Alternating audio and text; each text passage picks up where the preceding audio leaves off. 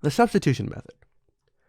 In the substitution method, we first solve one of the equations for one of the variables. Then we substitute this into the other equation. We solve for the remaining variable and then substitute again to solve for the other variable. Let's look at an example. Here we have an equation, 2x plus 3y equals 3. I'll label that equation, equation 1. Our second equation is x minus y equals 4.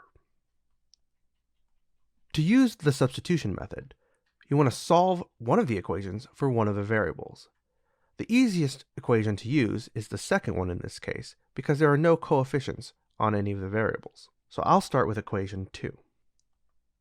Equation 2 is x minus y equals 4. I want to solve for one of these variables, so I'll solve for x. I add y to both sides,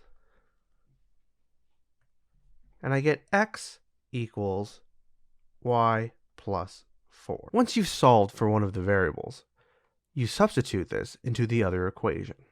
So equation 1 is 2x plus 3y equals 3. Now we know that x equals y plus 4. So everywhere we see an x, we'll replace it with y plus 4. So equation 1 becomes 2 times y plus 4 plus 3y equals 3. I'm substituting this in for x. Now I have an equation that only has y's in it, so I can solve for that y, which is solving for the remaining variable, and get a value for y. First, I distribute this 2 times y is 2y, 2 times 4 is positive 8, plus 3y equals 3. I combine everything that has a y in it, so I have 2y plus 3y is 5y plus 8 equals 3. Now I want to get everything that has a y in it on one side and everything that doesn't have a y and put it on the other. In this case, this 8 doesn't have a y in it, so I subtract it from both sides, and I get 5y equals 3 minus 8 is negative 5.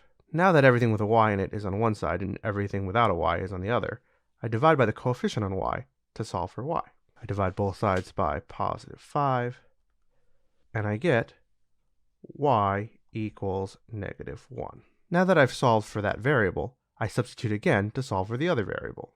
I take this y and I stick it in here to find the matching x. So I know x equals y plus 4. And I also know that y is negative 1.